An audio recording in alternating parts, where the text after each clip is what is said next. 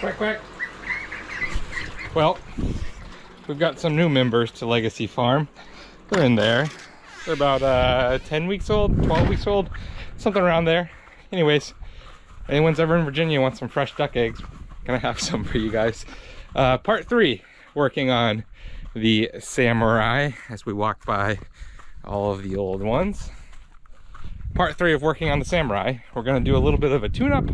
I've already painted it again with a very expensive $5 paint job, $10 paint job, excuse me. I used 2 cans of paint on it. Here's how it looks. It is gunmetal gray. It matches the seats and those 5-point harnesses a lot better. And the gold, I think, pops a little more.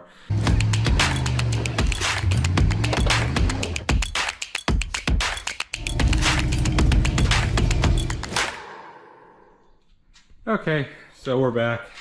Fresh wires with zip tie separators, plugs, and yeah, new engine oil, new engine filter. So I think we're good on that. I probably need to change the trans fluid and the gear oil, which I'll do before I take it out. But that's on the list. Next thing I want to do is put some gauges in it. So I've got a universal set of oil, temp, and volts coming in the mail. So when that gets here, I'll install it, and I'll show you guys where it's going to go and how it's going to install. It should be easy. 2 weeks later. Okay, so we've got a lot of the toys out, and by a lot of the toys out, I mean it's been a few weeks since I've worked on them. I've been doing a bunch of house stuff, a bunch of yard stuff.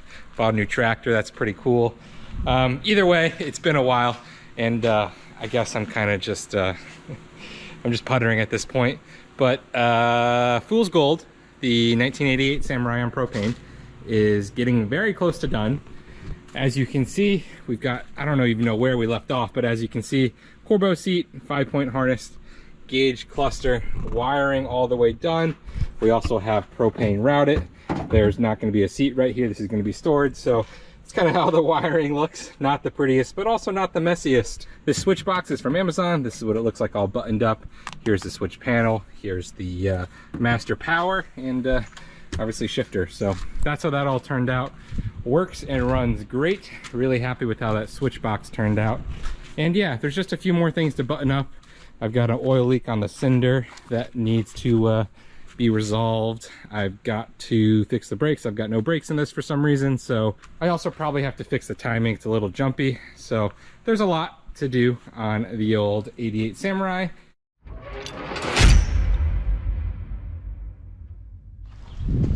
What's up, guys? Matt, Legacy 4x4. It's been a minute since I've recorded anything. I got a promotion at work, so I'm a tad more busy. I don't really have that much free time. Anyways, that's the rant. As per usual, not sure where I left off, but we are back working on the 88 Samurai. As you can see, I painted the valve cover, did a tune-up, spark plugs, working on bleeding the brakes right now. Everything's looking good on it. It runs great. Brakes are really squishy, so I need to fix the brakes before I do anything else. But as per usual, I'm not happy with the back half. I think it just looks way too boxy. I know the Samurais are super small box, but I think it looks way too boxy. So what I'm gonna do is go ahead and chop everything from the B-pillar out, including the tailgate and these rear sections right here, and kind of do a little pre-runner look that just has room for 2 propane tanks in the bed, and everything else is gonna be tube. I think that's gonna really make the Samurai look less boxy.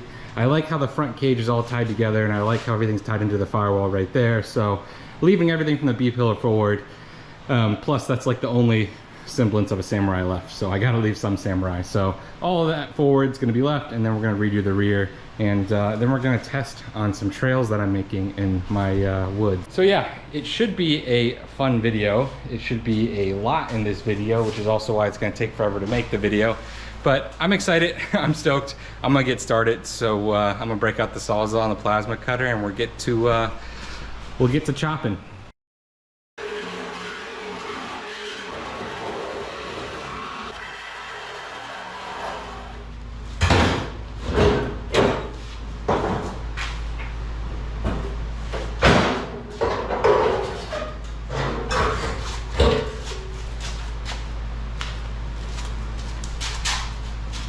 All right. right, we got some CAD, cardboard aided design going on, and I finished one of the sides. Let me show you what I'm going with. It's a little bit different. We've got some really light zinc 1.5 square tubing going into a 1/8 plate that kind of boxes the body together, as well as ties into the roll cage, and overall just adds some structure. As you can see, there's a top piece of 1/8 as well, trying to give it a little bit of rigidity.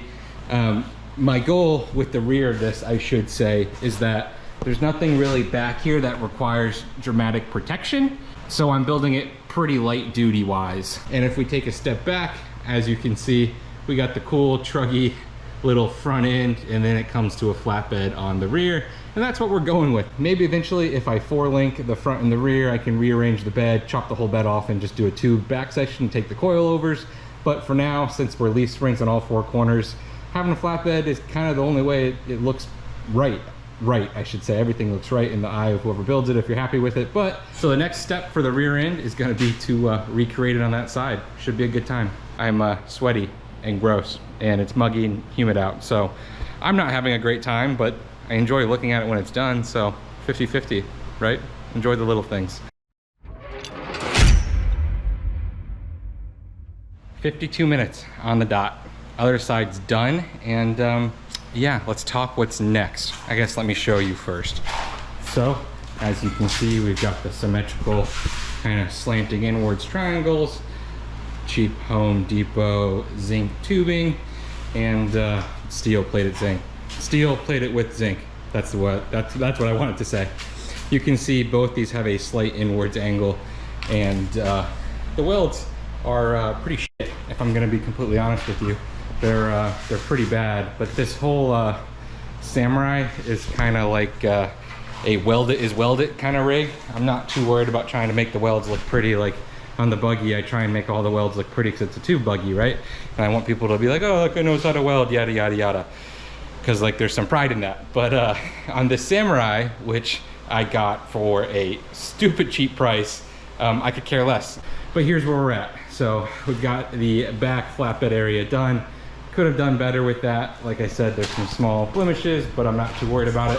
I also went ahead and chopped the rear bumper, that way the tires had room to flex, because that was an issue with it flexing, is these rear tires would hit the sheet metal right there. And yeah, so this is the bed area. I'm gonna call this done. I'm gonna of course paint it the gunmetal gray, not the primer, but that's the area. I'm gonna call that done. The next thing we gotta do is kind of a bunch of small things. You can see this leaf spring is actually mounted to the body mount, which is like 1/8" square steel open face. So I'm gonna go ahead and seal that off with some like 3/16 probably. That way that whole section right there is boxed along with the drainage hole. That way that leaf spring mount is kind of more permanent, and it doesn't start to bend the mounts like the front one is bent. So that's on my list. After that, I'm gonna figure out what I'm gonna do with this top section of the B-pillar right here.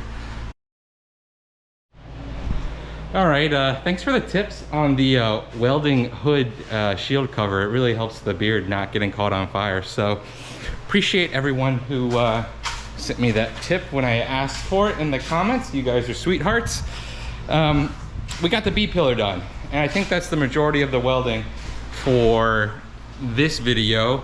I'm probably gonna put some expanded steel in some places just in order to kind of clean things up and add one more layer of minimal protection.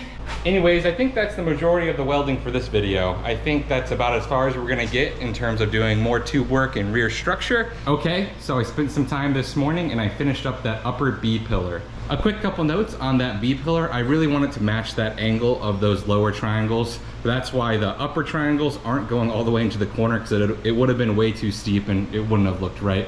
Structurally, I don't think I'm losing much strength, considering the angle still is 6 inches from the side of the B-pillar.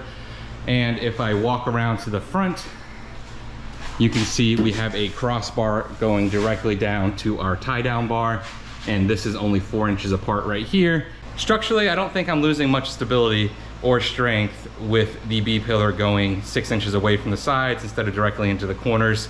You know, most people say you're supposed to gusset if it's 6 inches or more. And with how this is set up, there's a 2-inch gap between the down pillar and a 4-inch gap between the sides. So theoretically, that gusset should be perfectly fine, and I'm not worried about it. I think that's gonna be perfectly strong for the application.